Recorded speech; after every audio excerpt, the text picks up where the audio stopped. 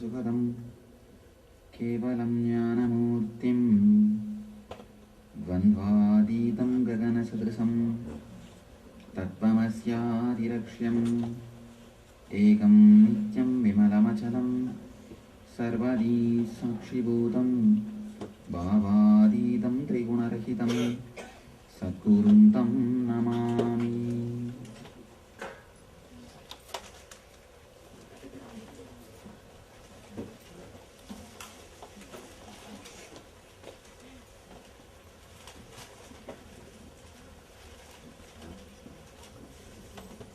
I welcome you all with my love and respects.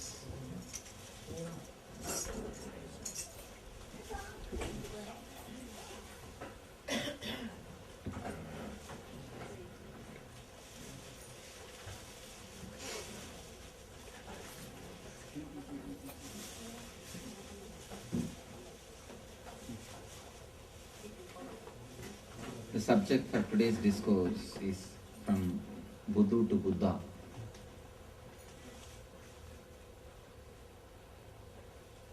I'm giving a series of discourse on Patanjali, the Yoga Sutras of Patanjali.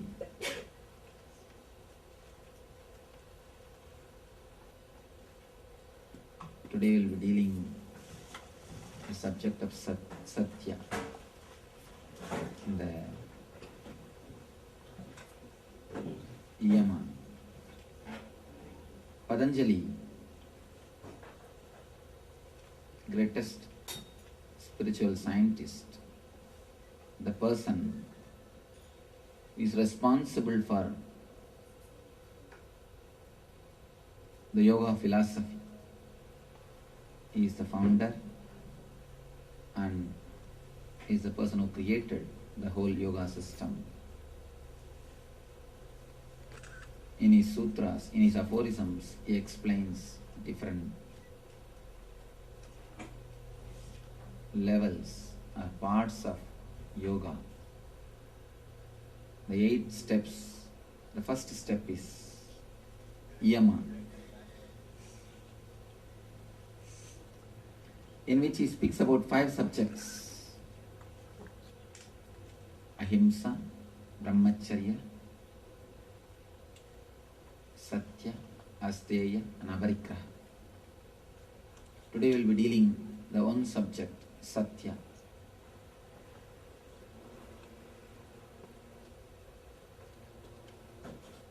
Satya, according to Patanjali, is multidimensional. It is not only related to the words which we speak. Speaking the truth is one dimension of Satya.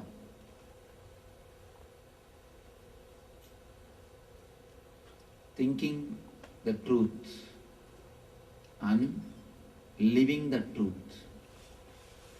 These are the 3 different dimensions of Satya. Being truthful in thinking and in words and in body language.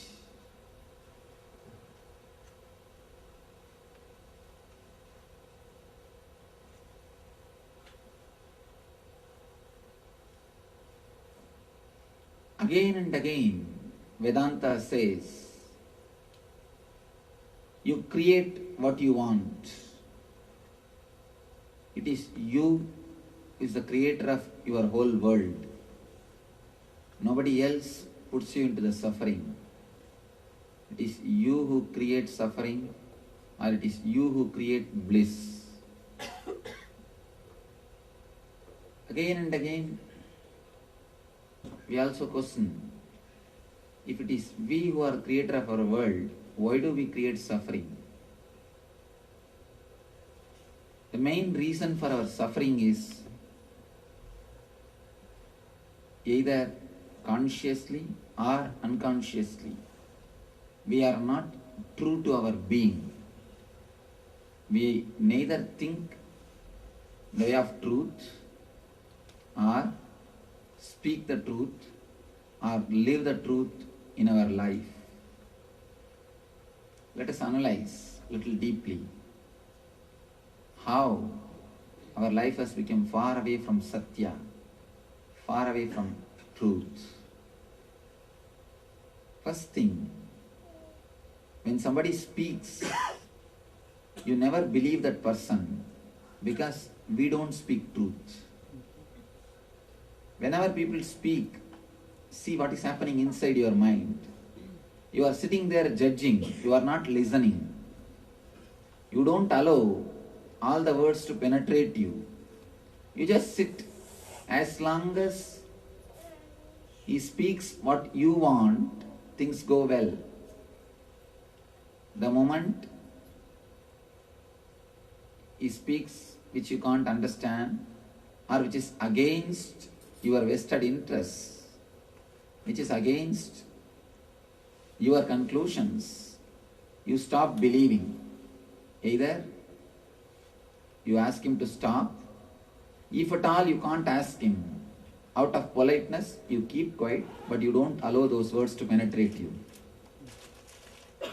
Out of social courtesy, you remain silent, but you don't allow these words to work on you. You don't allow these words to penetrate you. The reason is because we are not continuously expressing the truth. We expect or we desire the other person is also not expressing the truth. One more thing. If we are the creators of our world, why do we create suffering? Why do we create pain? Why do we create so many problems in our life? Continuously you create self-contradicting statements, self-contradicting desires, and give life to it. In a deeper level, you are God. First, you should understand whether you believe it or not, accept it or not, realize it or not, the truth is you are God. You have two choices. One, you can experience, realize and live the life blissfully. Or you can again and again struggle, contradict and make your life hell. Only these two are choice. You are God or not is not a question. Whether you realize it or not, that is the only thing. The choice is yours. It is you who is supposed to decide. Some fish swim along the current, some against the current, but both are in the water.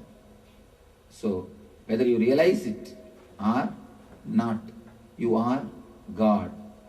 You are divine. When you create self-contradicting statements within yourself and give life to it, you create so many troubles for yourself. When Patanjali says thinking Satya, he means straightening all your thoughts. As on now, all our thoughts are self-contradicting. For example, you have a disease. You wanted to cure it. Again and again you create a thought, I should get rid of this disease. I should get rid of this disease. The more you create this thought, you will never be able to get rid of the disease. The problem is, whenever you create that thought, I should get rid of this disease, you give power to the word disease. You bring the memory of disease again and again and implant in your being. You implant that word in your being. The negative words or the negative feelings, negative ideas implanted in your being can create only more trouble, more difficulty to your being.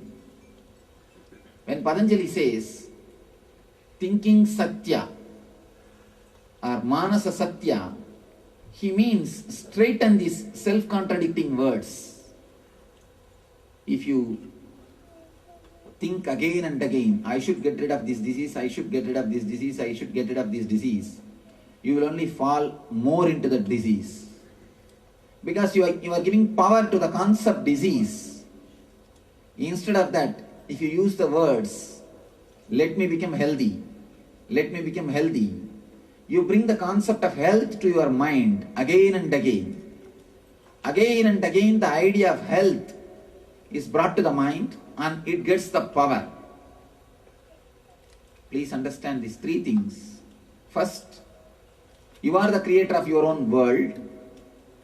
Next, even if you don't believe, you are God and your energy, your consciousness. Third, why do we create our own suffering or misery? Because we give power to the self-contradicting thoughts. It is self-contradicting thoughts. Again and again when they are repeated, when they are given power, they become so solid. We call in Sanskrit samskara. Patanjali calls it as samskara. In terms of psychology, they call it engrams. When the samskaras get power, they become reality. They become reality. As on now, our samskaras are mithya, not satya. So you may speak only the facts, but don't think you live according to satya. No. A person who just speaks truth verbally is not totally in satya, is not established in satya.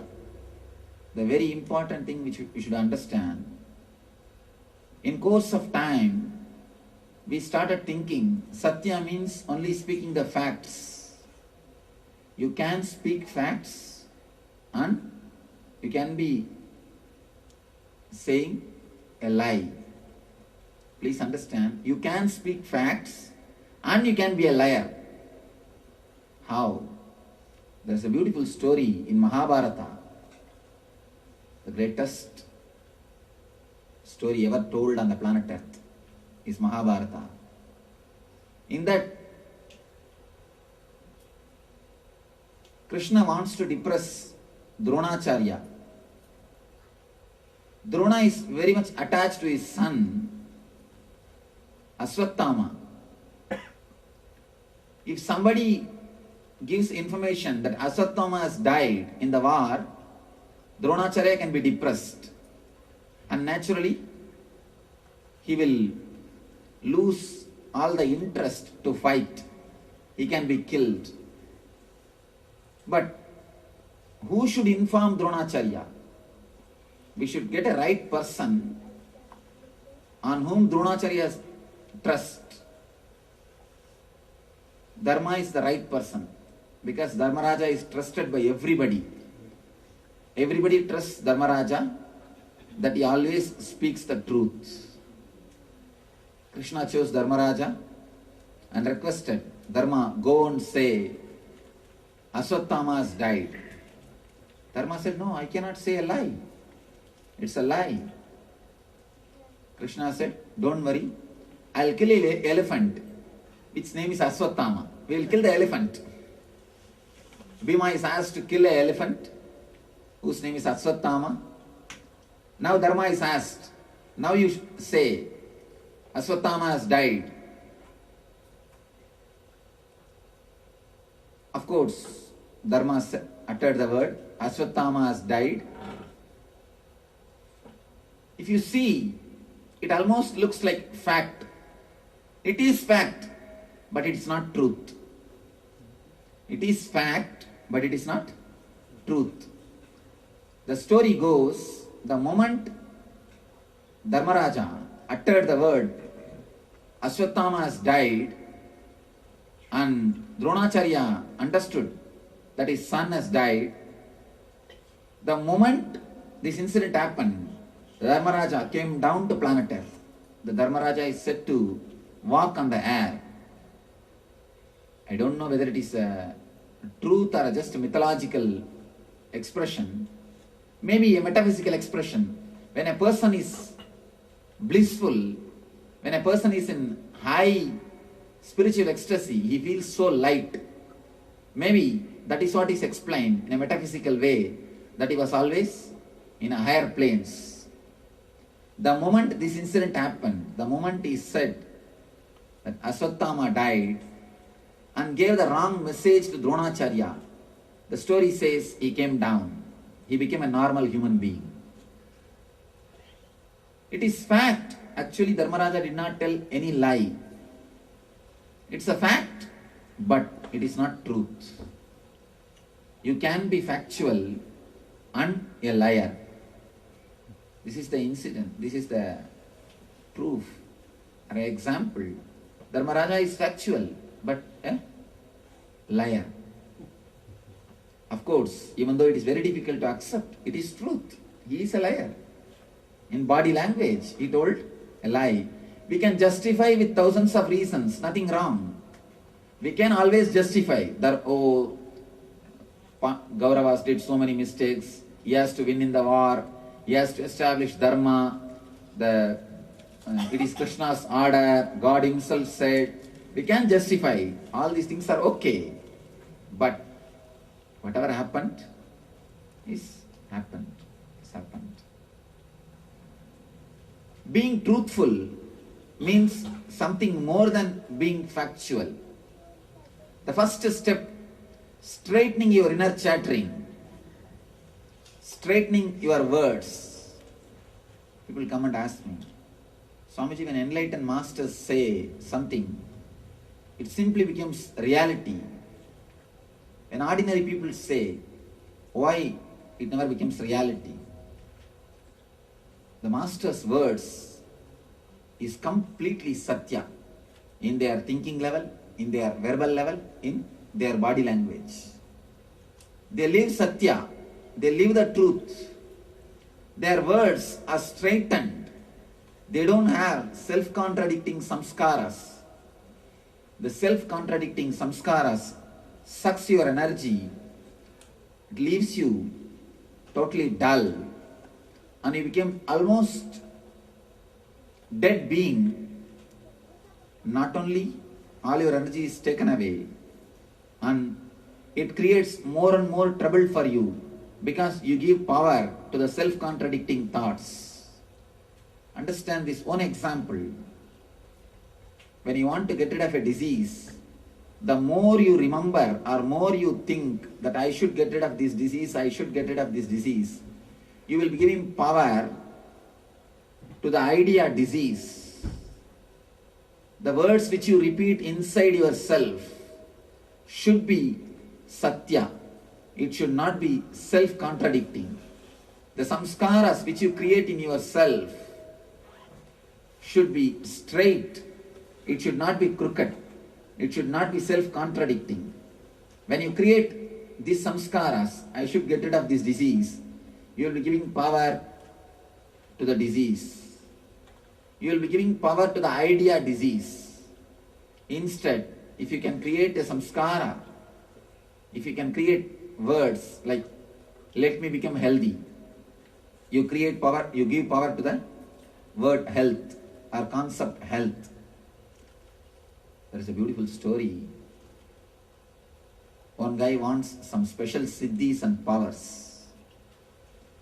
He goes to a Himalayan master and asks, Master, give me some mantra or a medicine through which I will get some special powers, special siddhis.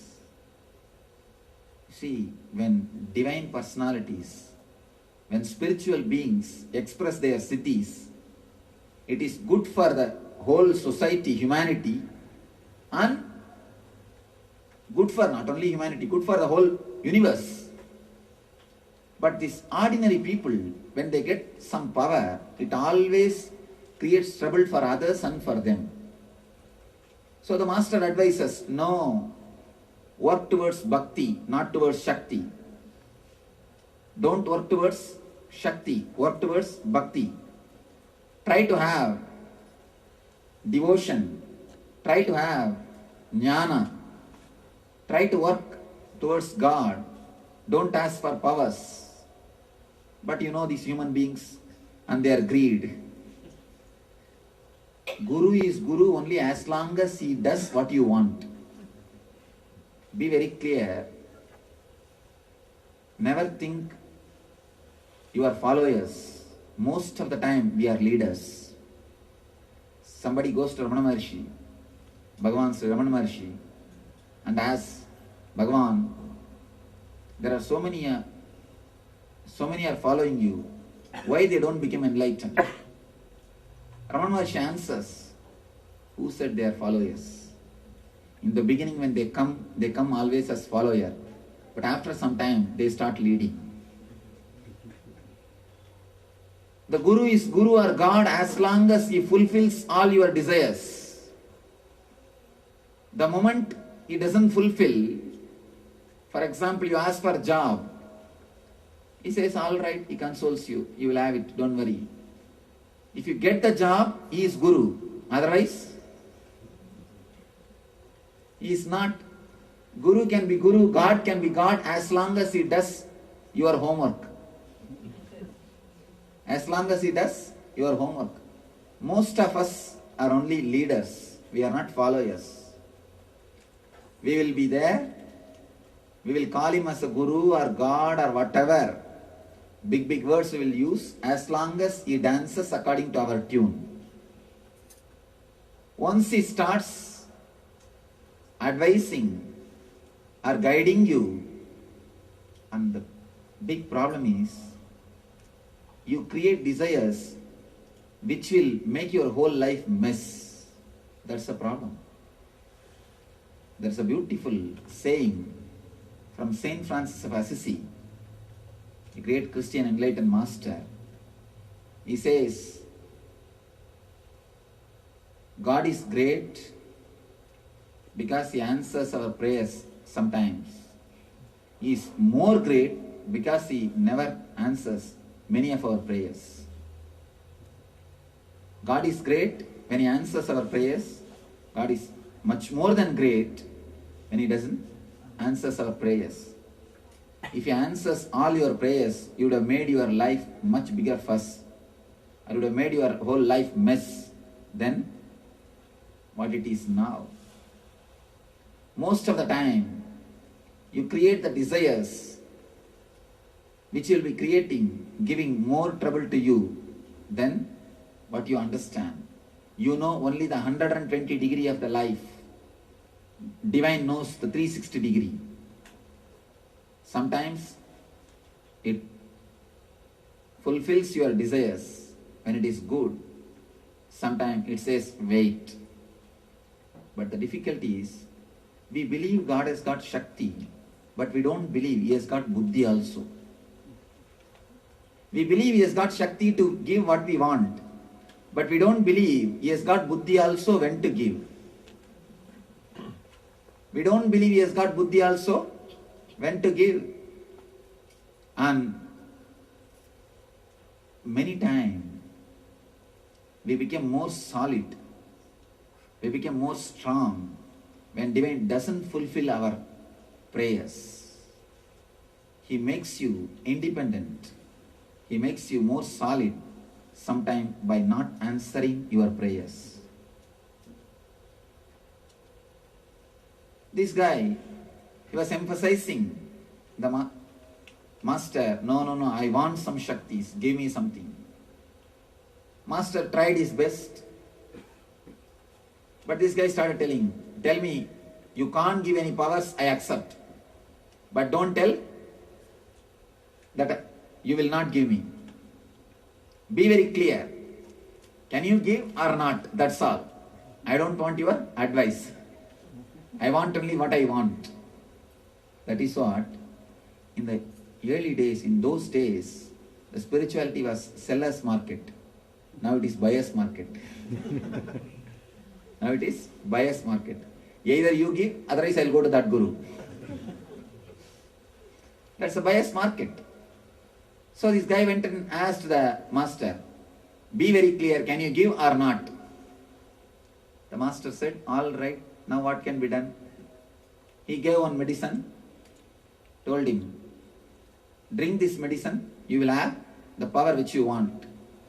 Only one small condition, you should not remember the monkey before you drink this medicine. Don't remember the monkey before you drink this medicine. This guy said, what is there? That's okay, because I don't remember monkey all the time. But one doubt, if I remember, what should I do?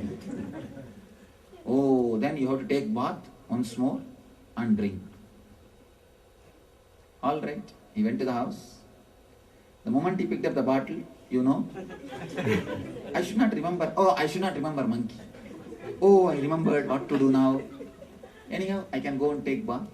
Come back. He went, took bath, came back, picked up the bottle. Again, I should not remember. Oh, I remembered monkey. He put the bottle, ran to the bathroom, took bath, came back, and he picked up the bottle. Again, monkey. He ran, took bath. This time he decided, before I remember monkey, just let me run and drink that medicine. He took bath and ran. At the time of running itself, he remembered the monkey. Again, went to take bath. After half an hour, 1 hour, he is just running to bathroom to hall and bathroom to hall. Oh monkey, shouting. Monkey, monkey, monkey, from bathroom to hall and hall to bathroom. After 2-3 hours, when he is taking bath also, he started remembering monkey. His whole mind is filled with monkey. The problem is, he is creating a self-contradicting desire. I should not remember monkey. The very statement is self-contradicting. You remember the monkey. I should get rid of this disease. You remember the disease and you give power to the disease. Thinking Satya means straightening your thoughts, infusing awareness into your thinking, not giving power to the wrong samskaras, not allowing the wrong engrams to settle down into your unconsciousness. As on now, our thinking is not Satya, it is Mithya. Spend at least half an hour a day to straighten your thinking. You spend more than half an hour to take care of your body every day. Taking bath, dressing, makeup, food, so much.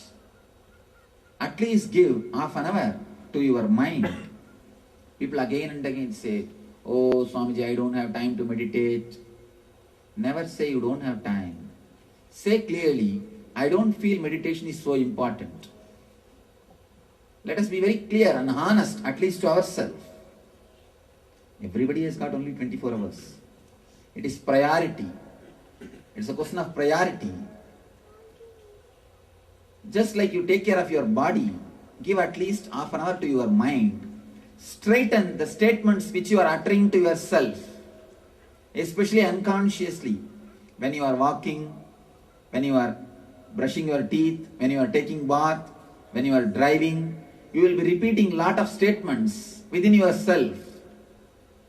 You will be uttering many words within yourself, which I call samskaras. Give at least half an hour to yourself to straighten the samskaras. Make them straight towards Satya. Don't allow them to be Mithya or self-contradicting. The moment words are straightened, the thinking is straightened, you have entered into Satya. The first step towards Satya is achieved. Next, Satya through words. Again, a great enlightened master, Atmananda Saraswati, who commented on Patanjali, he explains this words through, the Satya through words. He explains Satya through words is again something more than speaking the facts. You must speak which gives peace and bliss for everybody. You can't speak arrogantly. You can't speak anything which creates anger or disturbance in others. You can't be violent. People ask me, no, Swamiji, if I speak the truth, people are hurt, what can I do? Be very clear. Whenever you are expressing the truth in a violent or arrogant way, you are expressing your ego, then the truth. The real truth can always be expressed in a polite, beautiful way. But when you want to express not only the truth, the idea that you are speaking the truth, then you become arrogant, violent. Then we wanted to establish, see, I am speaking the truth. See, I am a great Mahatma. Look, I am holier than you. When we wanted to express that idea, only then we became arrogant. Only then we became violent. Never say that you express the truth and somebody is hurt. It will be always a mixture of truth and your idea that you are holier than others because you speak truth. It is always unconscious ego which mixes and comes out with truth, hurts others. The pure truth never hurts others. You will never be violent with the truth. One more thing, even if it hurts others, it will be like a doctor using a knife. It's only good for other person, like operation. It will only heal him and help him to live. Doctor using a knife and a killer using a knife is totally different. When you add your ego that you are holier than him, because you are speaking the truth, you use knife like a killer or a criminal, violent person, terrorist. If you really speak the truth without any ego, with a complete politeness and softness, even if the other person is hurt, it is like doctor using a knife. Next thing, an important step, living Satya through your life. This is a very important thing. You should understand what I mean by the word living the Satya through your life or the body. A small beautiful story. It is not even a story, incident happened in Albert Einstein's life. He was in the deathbed in his last moments. All his disciples, scientists were around him. One person asked him, "Sir, if God gives you one more janma, what do you want to become? How you want to take birth? How you want to live?" The last phase of Einstein started believing reincarnation theory. He almost became like a rishi. In the last phase, Einstein had some of the mystical experiences, and he says very clearly, his theories are revelations, not logical conclusions. They are from intuition, not from intellect. And he says it took long time for me to connect my intuition and the intellect through logical steps. He started believing the reincarnation theory. So his disciples are asking, if God gives you one more life, what do you want to become? How you want to spend? Everybody expected different kinds of answers. One thought, he may tell that he wants to update his theory. Another one thought, maybe he wants to become a spiritual person. Each one had his own idea. Einstein replies, I wanted to become a plumber. People were shocked. Why?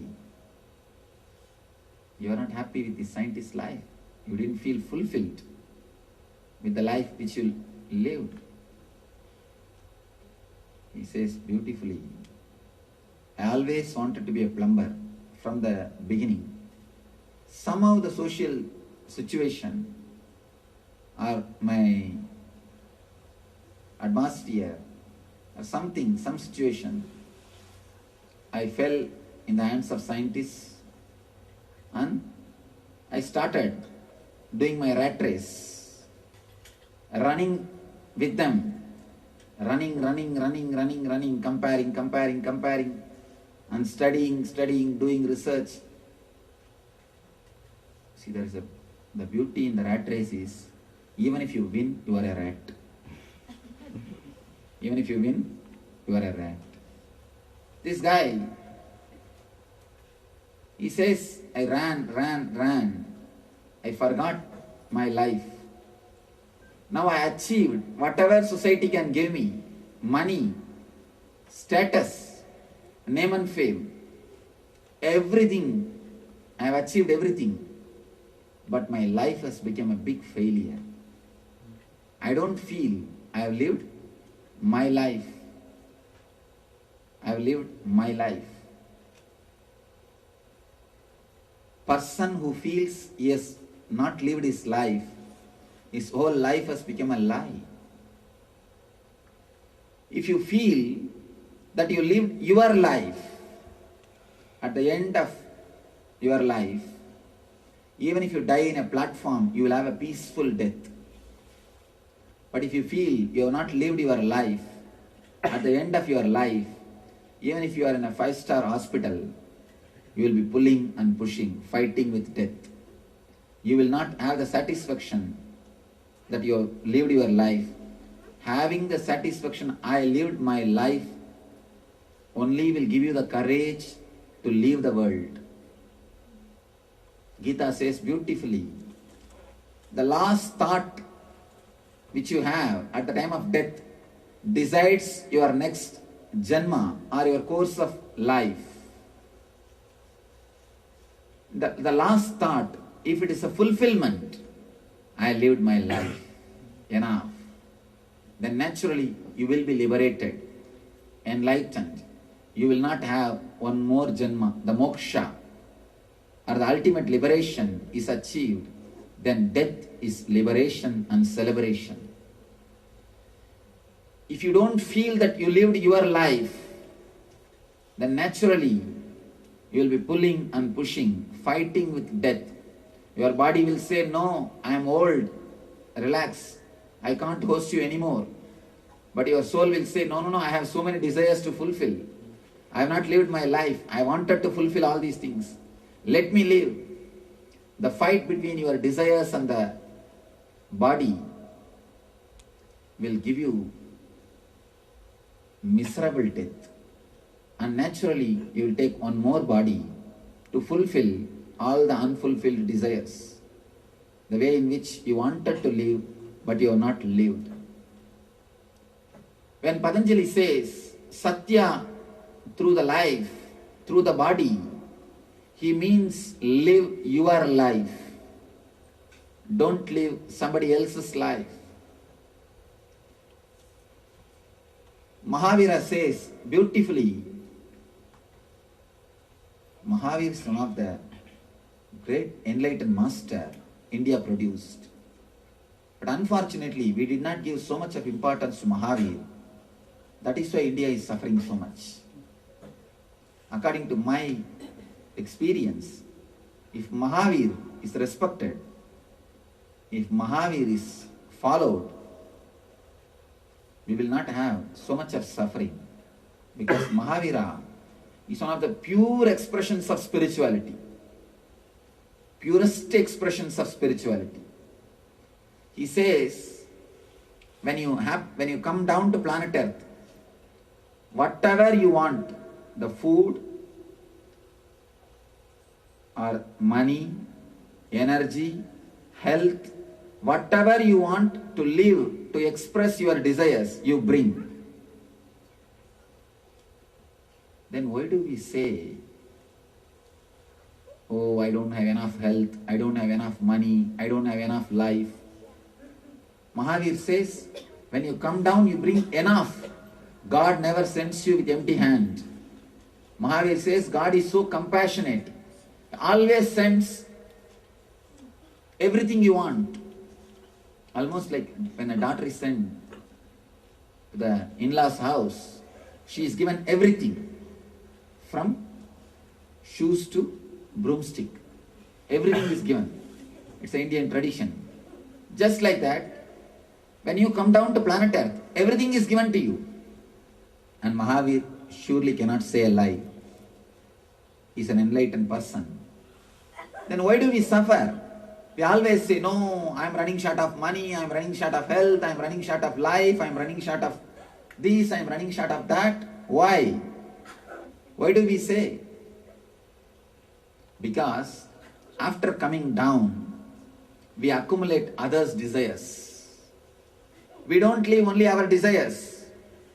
You take $10,000 and go to downtown New York, Manhattan, to purchase something. After going there, you meet some of your friends, you go around shopping with them, and you purchase whatever they are purchasing for themselves. You also get inspired by them, you purchase all those things for you. Then finally you see, there is no money to purchase what you want to purchase. There is no money to purchase what you wanted to have. Then you go for credit card. End up your life paying the mortgage over. Same thing we are doing in our life. After coming down, we accumulate desires from so many sources, from friends, relatives, neighbors. If a neighbor brings AC to his house, our house temperature will increase. We can't live without AC. You accumulate desires from all corners. When you collect others' desires and try to live through your life, naturally you run short of money, life, health, time, energy, and everything. When you live others' desires, your life becomes a lie. It is no more truth according to yourself. If you live what you want, if you live your desires, you will be living Satya. Living Satya means living the way in which you wanted, not somebody else wanted. Next question comes, how to find out which is our desire and which is others' desires imposed on us? Because now it is totally messed up. You have mixed everything. You have lost connection with your personality. You have lost touch with your core, with your being. We are no more connected to our being. We became almost a pseudo-personality. You react as society wants you to. That's all. We lost the quality of acting. All we do is only reacting. Before we express ourselves, we calculate. Even before smiling, we see the next person, whether he smiles or not, whether he laughs or not. We confirm with him that if I laugh, it is okay. Will I not be considered as mad? We have a confirmation with the other person. And only when we feel we are accepted, we will be accepted, we express. Our life has become, our being has become pseudo-personality. We lost touch with our being. People ask me, Swamiji, how to find out which is our desire and which is desires imposed on us? Meditation. Meditate on all your desires. Infuse spirit, energy into your desires. Infusing spirit into your body, mind is what is spirituality. Infuse spirit means consciousness, energy, through meditation into your body and mind. Whatever is your desires will stay. Whatever desires imposed on you will automatically drop and die down. When you shake a tree, all the old leaves automatically fall. Green leaves stay with the tree. Same way, when you shake your body and mind through meditation, when you infuse energy and spirituality into your body mind, all the desires which is imposed on you drops and dies down. They die down. And your desires will become so solid, so strong, so active. So you will be totally centered on your desires. You will never have the complaint, my desires are not fulfilled. We have the complaints, my desires are not fulfilled, because our energy is totally distracted in so many desires and self-contradicting desires. When you infuse energy into your desires, into your body and mind, first thing, all the desires imposed on you, they die down. Next thing, your desires get strengthened, gets enough energy to express itself into reality, into the truth, into the world. When your desires expresses itself in the world as a reality, you have a deep satisfaction that you lived your life. They give you a deep fulfillment that you have lived your life. Satya in 3 levels. In the level of thinking, straightening your thoughts, removing the self-contradicting desires. In the verbal level, expressing it without ego, that you are holier than others. Expressing it without hurting others in a beautiful, compassionate, loving way. Third, living the truth means living your life instead of somebody else's life. Living your desires instead of desires which is imposed on you. Just remember these 3 things, this message you can take away to your home and live. When I say the truth through mind, in the thinking level, I mean straighten your thoughts. Don't allow self-contradicting thoughts within yourself. Let it become straight, positive. Second, truth through words. Let you speak truth in a blissful, beautiful, peaceful way, without the ego that you are holier than others, with pure compassion. Third, live your life. Don't live the desires which is imposed on you. Don't accumulate the desires just because somebody else is living that. Somebody else is having that. So, let you imbibe Satya in all the 3 levels of body, mind and spirit. Let the divine energy, let the God's grace, let the spiritual energy help us all to imbibe this Satya in body, mind and spirit level, in body, in mind and in the words. And let us all experience the Satya and reach the eternal bliss, Nityananda. Thank you.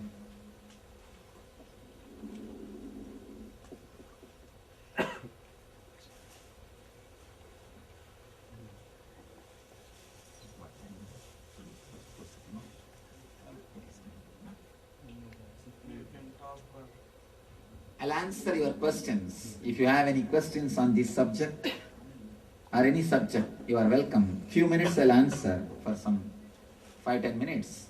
Then we will. Swami, you said live your life. It might sound funny, but I wanted to be a cricketer.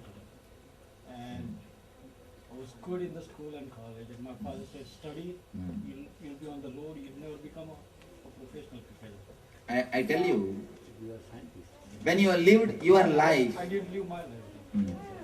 you see, when you live your life, you may not have all the comforts which you are having now, but you will have the deep satisfaction that you lived your life. And one thing to tell you honestly, this is my own experience. The persons who took the path in which they wanted to live, they are never failures. Because so much of energy, when it is directed towards one direction, with interest, they always excel in that field. They always achieve. You may not achieve that status, but you will surely achieve, at least for your social level. Well, how can I fix it now? I mean, I cannot live that life. Oh, now it is too late. At least I still long for it, but at least allow the next generation, so that let them not feel their life is disturbed. If you feel your life is already over, I think there is no such thing as over. You can bring even now. May not be 24 hours. I enjoy watching. At least that much you can bring, that's all. But one more thing. If you are already old, now you can't fix. If it has gone beyond your hands, understand this truth and at least see that your kids don't suffer what you suffered. At least let them live intensely what they want. And one more thing I tell you honestly, even the idea that you wanted to become a cricketer, penetrate deeply. Is it your own or imposed on you? That you have to contemplate and find out. Most of the time, Even now I feel. one thing, most of the time, the media infuses ideas into ourselves and we forget it is imposed on us. By and by we start thinking it is our own. So make sure what you say is your own. Many times the media makes us forget what is our own and they just infuse into our system lot of things that we should take care. Swami, you said Raman Maharshi said, first they will be followers, and afterwards they become the leaders. So, what is a good way to be only followers instead of being a leaders? Trusting that not only God has got Shakti, He has got Buddhi also. When you believe He has got Shakti, you enter into religion. When you believe He has got Buddhi, you enter into spirituality. You surrender. So, trusting that He has got Buddhi also is the best way to be always a follower instead of taking the leader seat. And one more thing, important thing, even if you become a leader, God will never follow you. Be very clear. That is why the world is running so beautifully and peacefully. If we become leader and God follows us, we would have made the whole thing mess long ago. We would have created enough chaos long ago. One more thing is, what is a good way to get into meditation? Okay, we all do bhajans, we do sankirtana, we do nam sankirtana and all. But what is a good way we can get There are into so many meditation techniques. I don't know whether we'll have time to practice at least one technique. I think Yeah. tomorrow, no, it takes at least 30 to 40 minutes. Tomorrow, we will do a meditation technique. Tomorrow, where is the discourse? Manlapan Library. Manalapan. Manlapan Library. We have Tomorrow, the surely diary. we will do a meditation technique. Today, I think it has become too late. Someone meditation technique. Pick up someone meditation technique and start practicing. Give 20 minutes to 30 minutes to yourself. We give appointment to the whole world, but not to ourselves. So tomorrow we will try to practice a meditation technique. I don't know today we will be able to do because it has become too late. Practice someone meditation technique, or you can go to our website. There are so many meditation techniques. www.dhyanapidam.org or nityananda.org. In our website, there are so many meditation techniques, special techniques for students and techniques for busy people, download someone technique and start practicing. They are self-sufficient instructions about how to bring your awareness or how to create witnessing consciousness, how to infuse spirit into your being. You can practice any one of the meditation techniques. It will help you. Many times we have many desires, and we feel that okay, this desire is something that is fulfilled, and this is not fulfilled. And sometimes we feel, oh, this should not have happened this way, and this should have happened this way. But like you said, when we sit and think, we realize whatever has happened correctly. But the instant reaction that is there is not allowing to think, like allowing God as The instant reaction means not enough of energy is infused into your thinking system. You are not aware of what you are thinking. It's like driving a car without knowing how to put a brake, how to stop the car. You just sit into the car and you don't even know how to stop, and you drive. What will happen? Accident. So when you say that I don't even know what I am thinking, or I don't even know what is happening, again, we are in the same boat.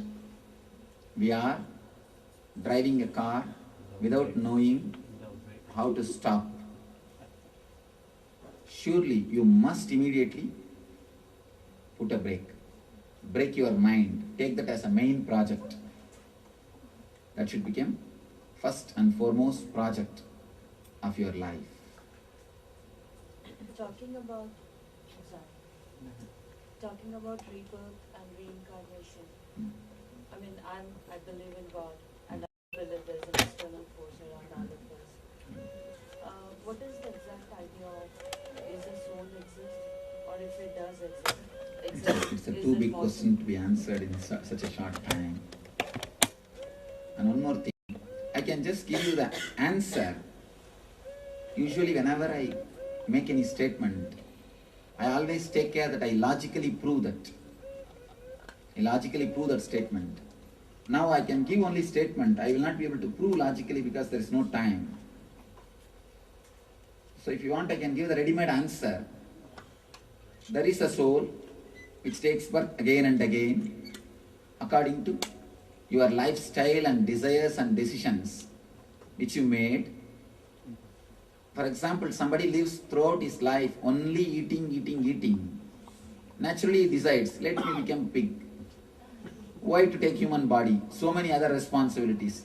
I can't spend my life only in eating. I have to go for a job, I have to do so many things. He takes the body in which you can spend all his energy only in eating.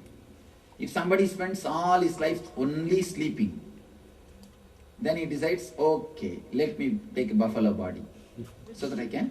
Which eventually is, we are talking about karma. Yes. Your decisions, the majority of your decisions decides the course of your life. That is what decides what type of body you take, what type of parents you choose, where you want to take birth. Everything is decided by you based on your past memories and past decisions and past experiences.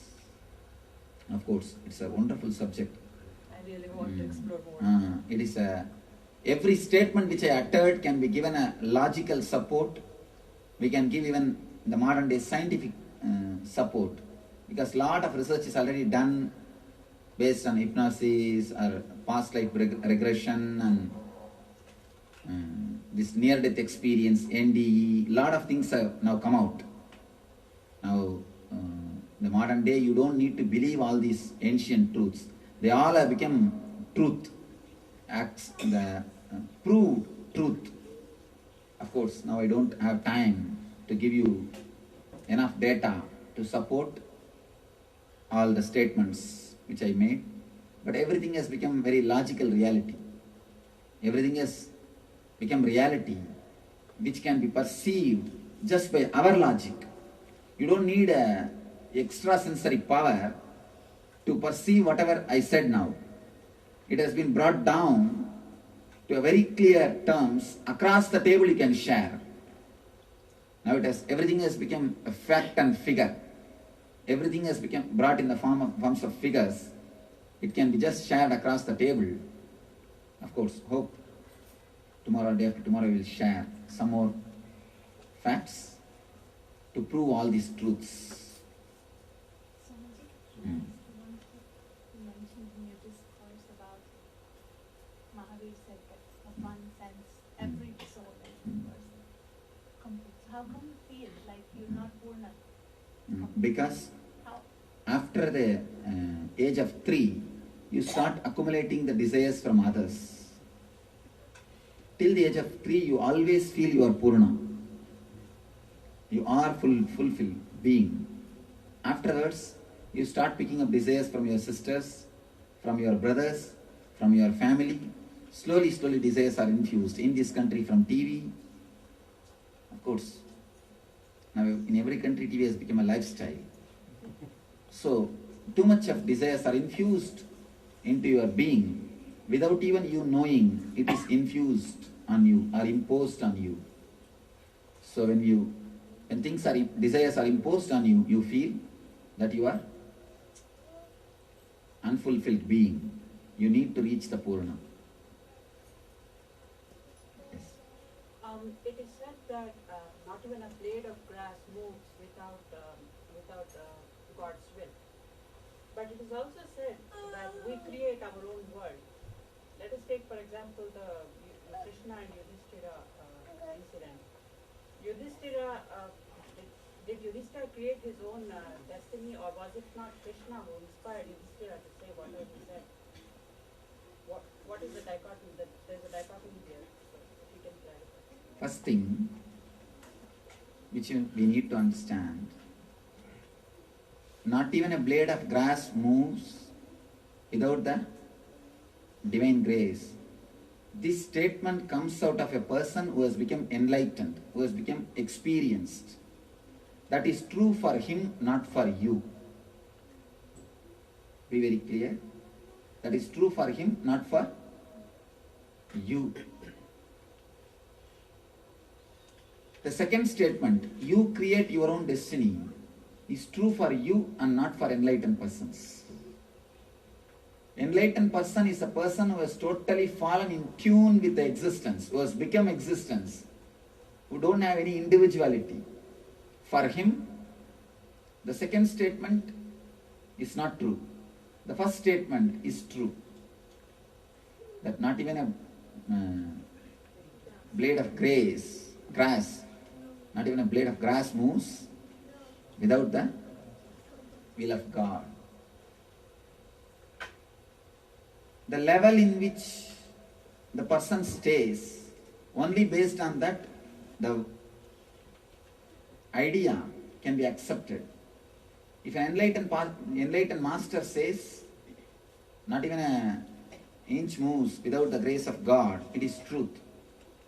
But you cannot take that as a fact to your life. If that is the case, then there is no need to work. Let us sit. Who will give food? No. You have to work. For your level, this is the truth. You create your own destiny. Live with this truth, automatically you will be led to the higher truth. You will go to the higher truths. You will reach the higher truth. That's one thing. Next thing, you said about Yudhishthira and Krishna. Yudhishthira was prone to get inspired by Krishna. You can't be inspired without you allow it to happen. It is you who is ready, open. So he inspired. So nobody can inspire you unless you are ready for it. He was prone to get inspired by Krishna. So naturally he got inspired. Of course, Yudhishthira has not lost anything. He only gained. But when I wanted to explain the idea Satya, surely I have to explain the context. I have to explain the story. That is the reason I told. But whatever is said and done, wrong is wrong. It is wrong. Swamiji, is there a collective karma, or is it How do you explain 9/11? Oh. Again, a long question. But there is something called collective karma. That's true. There is something.